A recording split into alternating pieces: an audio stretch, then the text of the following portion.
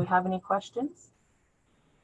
So just a couple of things. There's been a lot of questions in the chat window, and a lot of those are being answered, but we'll try to take some additional questions. I just wanted to make some other comments also, is that there's a lot of information that was shared today. And what is clear, at least to me as I'm sitting here watching this, is that obviously this did not happen overnight. This is something we've been preparing for, and we're trying to do everything we can to support our students. And that really is the focus of not only the management team, but the whole Bakersfield College staff and team. There are people even working here today that are normally home with their families, but it's because that they want to support our students. So we're going to look to the chat room. If you have questions for any of our presenters, go ahead and put them in the chat room. Presenters, if you see a question that you can answer, go ahead and unmute and answer your question. Repeat the question first, please, so that people on the phone can hear the question. I know there was some comments in there already about some of the internet providers. Spectrum and Comcast are providing free internet. So if you're a student and you do not have internet at home, those are some options. In the chat window, they gave the specific phone numbers. If you're calling in on the phone, I think if you reach out to Student Life, someone there can probably give you those links or those phone numbers so that you can try to look into the free internet. Presenters, is there a question you see on there that you can answer, Kim? Yeah, I saw a couple I wanted to. Someone was asking about DSPS accommodations. It looks like that was Carla Gard. I hope that I answered that question, that absolutely we're taking DSPS accommodations into consideration. I think that for deaf students, Zoom is great because we can still face with the students, and the chat feature, as we can see right now, is wonderful.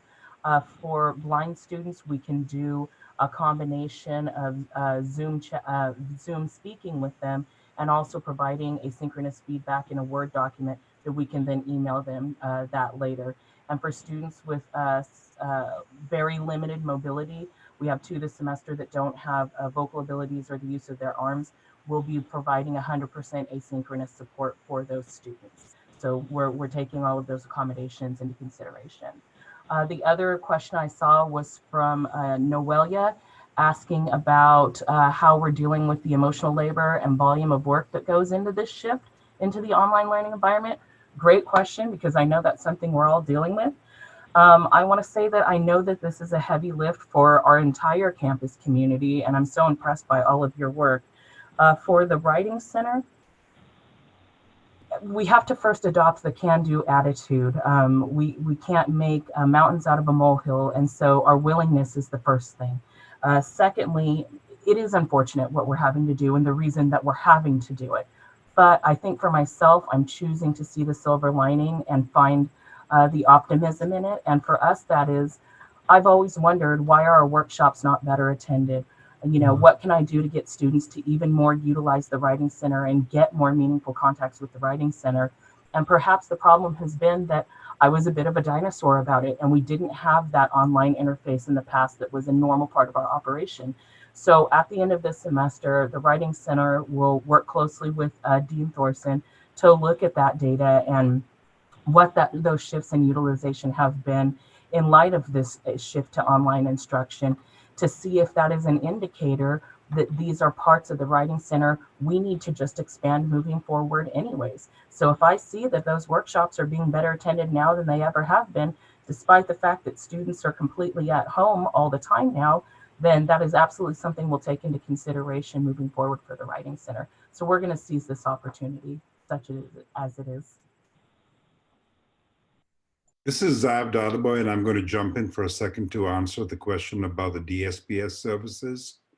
I see that Diane Allen, our lead counselor for DSPS, is on this webinar, and she has developed, along with Michelle Bayandic, a series of FAQs that are being sent out to all DSPS students, and I communicate to them in terms of how to access services.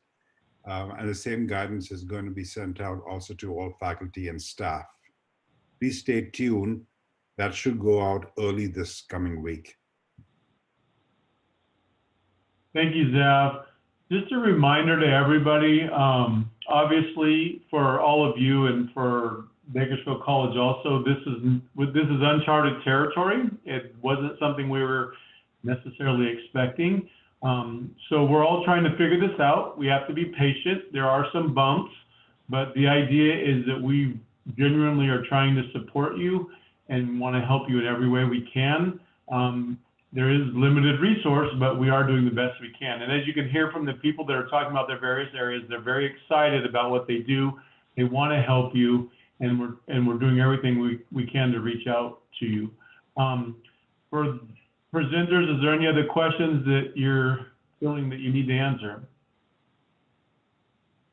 Most of them are getting answered in the chat session. Todd, just really quick, can I answer questions on EOPS resources, book vouchers, bus passes, and all that? So students, I know I have a few questions on that. We are going to reach out to you tomorrow. I have prepared an email to go out to you first thing in the morning. And we will start distributing those tomorrow. And so if you want to come by the office, that is something that we are going to do. It'll be a focus for us tomorrow. Thank you. So we're going to wind it down. I'm getting ready to hand it back to our president. I just want to make one comment. I'm seeing a lot in the chat that students are feeling like maybe they're not being responded to by faculty. Be patient with us. We have a lot of faculty that maybe haven't taught online and are learning to teach online. I mean, they're cramming this weekend, trying to figure out how to get their courses set up in a way that they can still do education from a distance. So be patient with us. We'll get to you. And with that, I'm going to hand this over to Sonia with her closing comments. Well, thank you, Todd, and thank you to our presenters. I continue to be amazed at how resilient our employees are and our students in making this giant transition from what we know to what we are figuring out together. And because we are figuring out together, I am confident that we are going to be successful coming out at the other end. I want to reiterate my message that I started with. This is not about closure. We are transitioning our instruction. We're transitioning our services. We're transitioning the Writing Center. We're transitioning counseling services to an online format, to being at a distance and taking care of the needs of our students. If you have a question, students, please continue to email your faculty, email your advisor, email your counselor. If they don't respond right away, they will get to you. Talk to your other friends and classmates. Check out the Bakersfield College website. We need to be really resourceful at this time as we are walking side by side through this transition. I want to tell you finally that we will continue to be open for you. We'll be open for you in a different way. And that transition is going to start rolling out on Monday. There's going to be more of it happening on Tuesday and more of it happening on Wednesday. So watch out for our social media posts and definitely keep checking back on our website as well. So with that, I will sign off with my usual BC chant and say that we can do this and we will do this well because we are BC. Thank you.